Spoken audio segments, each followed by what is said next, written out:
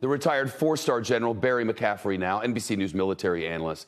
General, this convoy headed toward Kyiv stalled. They tell us again. They say, they're running out of gas, they're running out of food. Maybe they're just regrouping.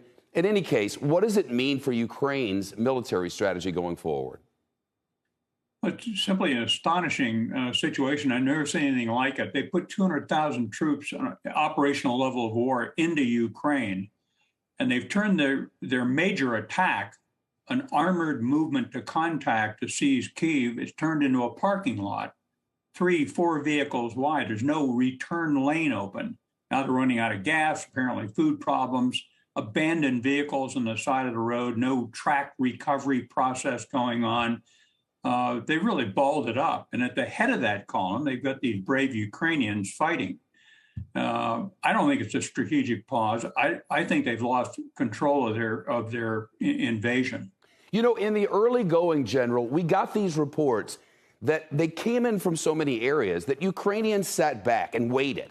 And when this convoy got to the end of it, where normally there'd be suppliers and people to feed them and gas trucks and the rest, they might have cut the back end off and really stopped the forward progress. That's a single pivot. Do you see another pivot coming on the part of the Russians? And what do you think that might look like?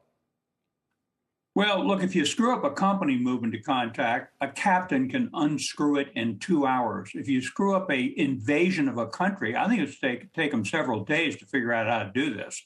They're not in assembly areas. They didn't pull off the road and go into camouflage nets. These people looks like an NFL parking lot. So again, I think it's a loss of operational control.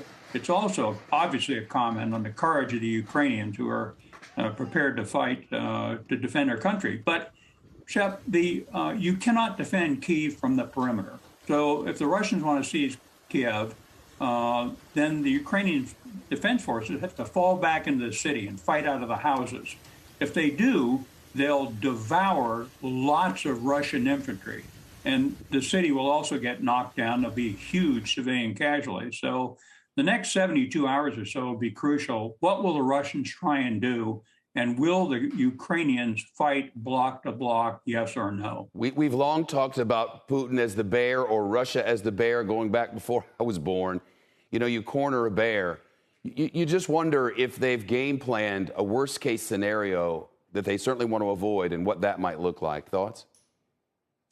He didn't think through this very, very well. The test planning process must be deeply flawed. He's ended up with NATO brought together in the most dramatic fashion in 30 years. I mean, Germany, for God's sakes, was disarmed itself 15 years ago. They just announced they're doubling their defense budget in the coming year.